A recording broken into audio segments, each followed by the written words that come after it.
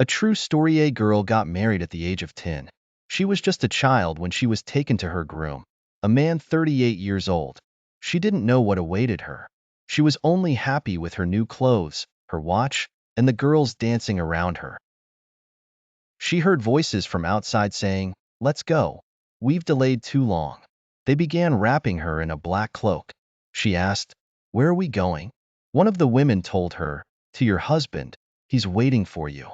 The girl didn't understand what this meant. She asked, "Will he hit me? Will he lock me in his room?"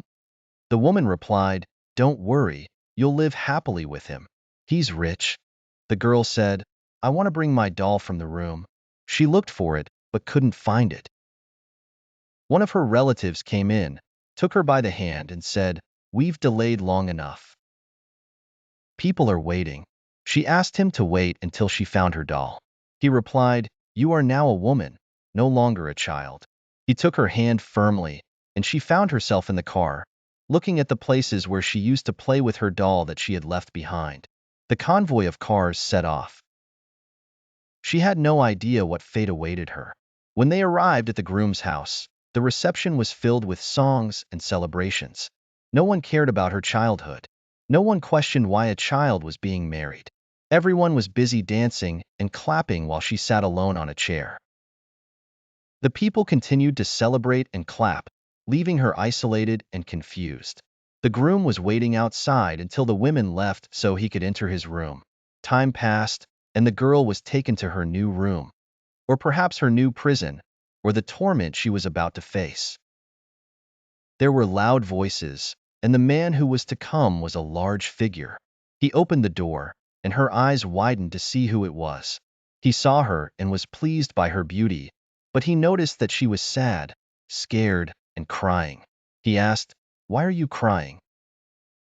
She replied, "I forgot my doll at home." Surprised, he asked, "What are you saying? How old are you?" She answered, "I'm 10 years old." He asked, "Where is your mother, and where is your father?" She replied, "They have both passed away." He hit his head in disbelief and said, "How could they marry you off at such a young age?" She then asked, "Are you the groom my aunt told me about?" He looked at her with compassion and tenderness and said, "No, I am your father from now on." She asked, "Will you hit me or lock me up like my aunt? She always hits me." He reassured her, saying, "Don't worry, from today on, no one will touch you." She asked, "Father, I want my doll. I can't sleep without it." He promised to go and get it. He went to his sister and asked her, "How could you marry me to a child? Where is your humanity?"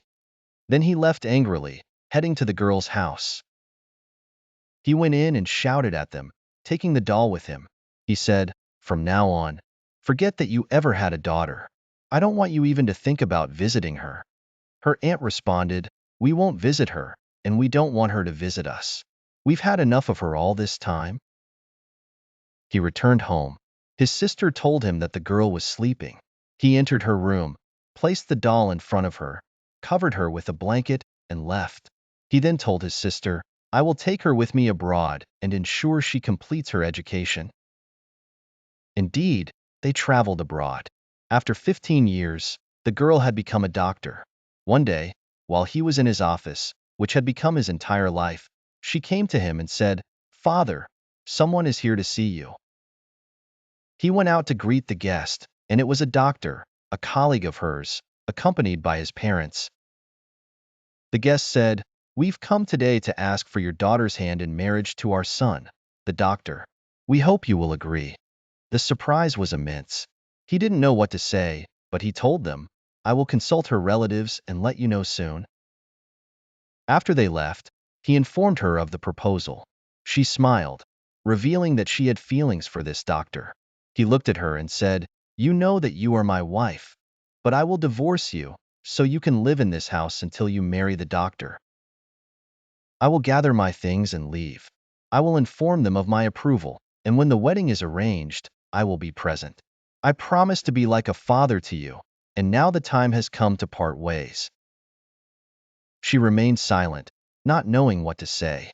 Her tears told 1,000 stories about her beautiful relationship with that husband who sacrificed his life to be a father to a girl who had lost her parents.